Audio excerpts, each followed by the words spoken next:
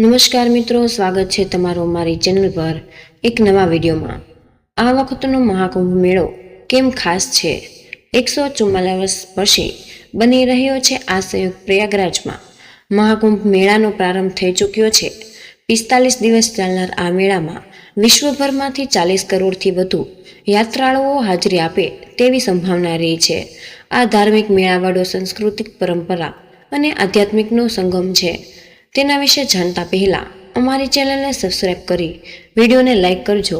Comment બોક્સમાં જય માં લક્ષ્મી જરૂર લખી દેજો। તો ચાલો જાણીએ તેમના વિશે। મહાકુંભ મેળાનું આયોજન 144 વર્ષ પછી કેમ કરવામાં આવે છે અને કુંભના કેટલા પ્રકાર છે અને તેનું મહત્વ શું છે? પ્રયાગરાજમાં મહાકુંભનો પ્રારંભ થઈ ગયો છે। ત્રિવેણીમાં ડૂબકી લગાવવા માટે દેશ અને દુનિયાભરમાંથી મોટી સંખ્યામાં ભક્તો પહોંચી જાય છે અને આ સિલસિલો હંમેશા સતત ચાલુ રહેતો રહેશે। દર 12 વર્ષે આ યોજાતો કુંભ મેળો હરિદ્વારમાં, ગંગા કિનારે, નાસિકમાં ગોદાવરી, ઉજ્જૈનમાં શ્રીપ્રા અને પ્રયાગરાજમાં ત્રિવેણીમાં યોજાય છે।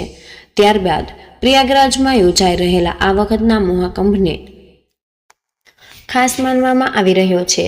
તમને જણાવી દઈએ કે 45 દિવસ ચાલનાર આ મેળામાં વિશ્વભરમાંથી 40 કરોડથી વધુ યાત્રાળુઓ અને ભક્તો હાજરી આપે છે તેવી સંભાવના હોય છે। આ ધાર્મિક મેળાવાળા સંસ્કૃત પરંપરા અને આધ્યાત્મિકતાનો સંગમ છે। ત્યારે આ લેખમાં જાણીશું કે મહાકુંભનું આયોજન 144 વર્ષ પછી કેમ કરવામાં આવે છે અને કુંભના કેટલા પ્રકાર છે અને તેનું મહત્વ શું છે। તે હિન્દુ ધર્મમાં એવું માનવામાં આવે છે કે જ્યારે ગુરુ કુંભ રાશિમાં પ્રવેશ કરે છે અને સૂર્ય મેષ રાશિમાં પ્રવેશ કરે છે ત્યારે કુંભ મેળાનું આયોજન થાય છે। પ્રયાગનો કુંભ મેળો ખરેખર બધા કુંભ મેળાઓમાંથી સૌથી વધુ મહત્વ ધરાવે છે। કુંભનો અર્થ કળશ છે અને જ્યોતિષ શાસ્ત્રમાં આ કુંભ રાશિનું પણ પ્રતીક છે। આ મેળાનું પૌરાણિક માન્યતા સમુદ્ર મંથન સાથે સંબંધિત છે। કુંભ મેળાનું આયોજન કેમ આ 4 સ્થળોએ જ થાય છે?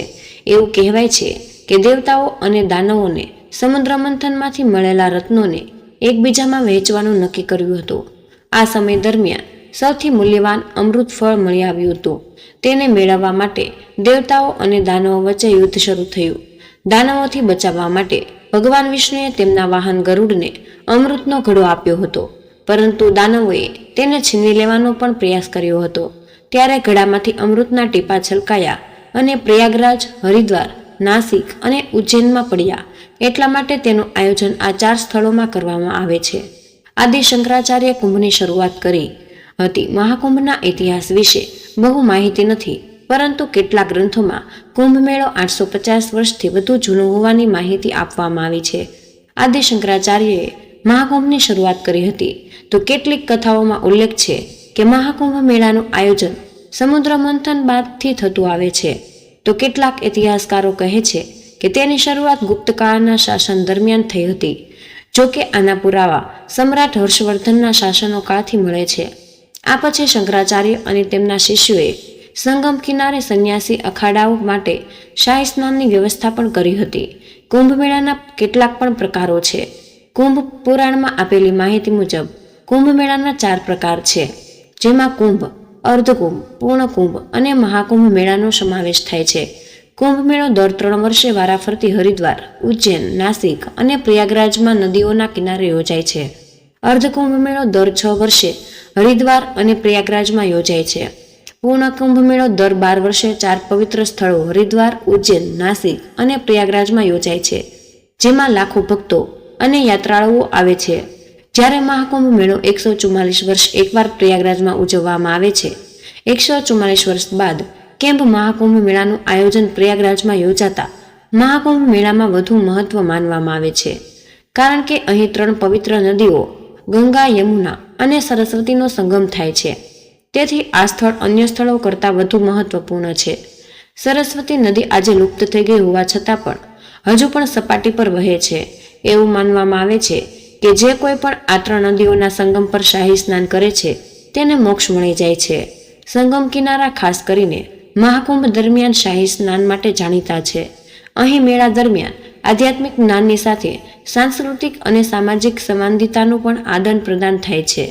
પ્રયાગરાજમાં આ કાર્યક્રમ દરમિયાન સંતો, ઋષિઓ અને યોગીઓના ધ્યાન અને સાધના માટે ખાસ સમય હોય છે. જ્યારે 12 પૂર્ણ કુંભ પૂરા થાય છે ત્યારે મહાકુંભનું આયોજન થાય છે. તેથી 144 વર્ષ પછી મહાકુંભનું આયોજન કરવામાં આવ્યું છે. આ વખતે પ્રયાગરાજમાં મહાકુંભ મેળાનું આયોજન 144 વર્ષ પછી થઈ રહ્યું છે.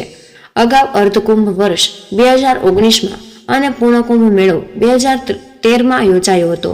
સમુદ્ર મંથનના સમયે જેવો સંયોગ આ વખતે પ્રયાગરાજમાં મહાકુંભ મેળાનું વિશેષ મહત્વ છે, કારણ કે 10 થી 12 કરોડ લોકો ફક્ત સંગમમાં જ સ્નાન કરશે. એક પૌરાણિક માન્યતા એવી પણ છે કે પૃથ્વી પર મહાકુંભ દરમિયાન સ્વર્ગના દરવાજા ખુલી જાય છે અને દેવતાઓ પણ પૃથ્વી પર આવીને પવિત્ર સંગમના સ્નાન કરે છે. શિવ પુરાણ અનુસાર માર્ચ મહિનાના દિવસે ભગવાન શિવ, દેવી પાર્વતી અને કૈલાસના અન્ય નિવાસીઓ વેશ ધારણ કરીને કુંભમાં આવે છે. તો આ વખતે પ્રયાગરાજમાં મહાકુંભનું પોતાનું વૈજ્ઞાનિક મહત્વ છે. જ્યોતિષોએ કહે છે કે આ સમયે સૂર્ય, શનિ, ચંદ્ર અને ગુરુની સ્થિતિ સાગર મંથન સમયે જેવી હતી તેવી જ બની જાય છે. આનાથી પૃથ્વીનું ચુંબકીય ક્ષેત્ર વધે છે અને માનવ શરીર પર સકારાત્મક અસર પડે છે. તેથી મહાકુંભ મેળો આધ્યાત્મિક તેમજ ભૌતિક દ્રષ્ટિકોણથી ફાયદાકારક છે. કુંભના આયોજનમાં રાશિચક્રનું મહત્વ હકીકતમાં ગુરુ ગ્રહને સૂર્યની આસપાસ એક પરિક્રમણ પૂર્ણ કરવામાં લગભગ 12 વર્ષ લાગે છે.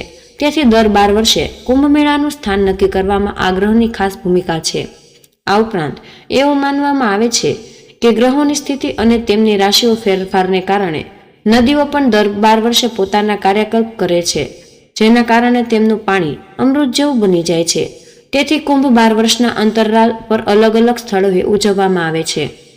કુંભ મેળાનું એક ચક્ર છે, જેમાં તે હરિદ્વારના કુંભ મેળાથી શરૂ થાય છે. કુંભ દર 3 વર્ષે યોજવામાં આવે છે, જે વારાફરતી અલગ અલગ 4 જગ્યાએ યોજાય છે, જેમાં હરિદ્વાર, પ્રયાગ, ઉજ્જૈન અને નાસિક છે. જ્યારે નાસિકમાં કુંભ મેળાનું આયોજન થાય છે ત્યારે ગુરુ સિંહ રાશિમાં પ્રવેશ કરે છે અને સૂર્ય મેષ રાશિમાં પ્રવેશ કરે છે. આથી સિંહસ્થ કહેવાય છે. ગ્રહોની આ સ્થિતિ 12 વર્ષે એકવાર થાય છે. કોઈ પણ ચોક્કસ સ્થળે કુંભ મેળાનું વિશેષ મહત્વ હોય છે. ઉદાહરણ તરીકે હરિદ્વારમાં હરિકી પૌરી ઘાટ ધાર્મિક રીતે ઊંચો દરજ્જો ધરાવતો હોવાથી અહીં યોજાતો કુંભ ધાર્મિક દ્રષ્ટિકોણથી મહત્વપૂર્ણ માનવામાં આવે છે. તેવી જ રીતે પ્રયાગરાજ મહત્વપૂર્ણ છે, કારણ કે તે ત્રિવેણી સંગમનું સ્થળ છે અને આ બંને ધાર્મિક સ્થળોએ દર 6 વર્ષે અર્ધકુંભનું આયોજન કરવામાં આવે છે. આ ઉપરાંત આ સ્થળોએ માર્ગ મેળો, ગંગા દશેરા અને અન્ય સ્નાન મેળાઓનું પણ આયોજન કરવામાં આવે છે. તો મિત્રો, આ ખૂબ જ મહત્વપૂર્ણ માહિતી છે અને કમેન્ટ બોક્સમાં જય શ્રી કૃષ્ણ અવશ્ય લખી દેજો. તમને વિનંતી છે કે હજુ સુધી વિડીયોને લાઇક ન કર્યો હોય તો વિડીયોને લાઇક કરી ચેનલને સબસ્ક્રાઇબ જરૂરથી કરી દેજો. જય શ્રી કૃષ્ણ. રાધે રાધે. ધન્યવાદ. વિડીયોને અંત સુધી જોવા બદલ તમારો ખૂબ ખૂબ આભાર.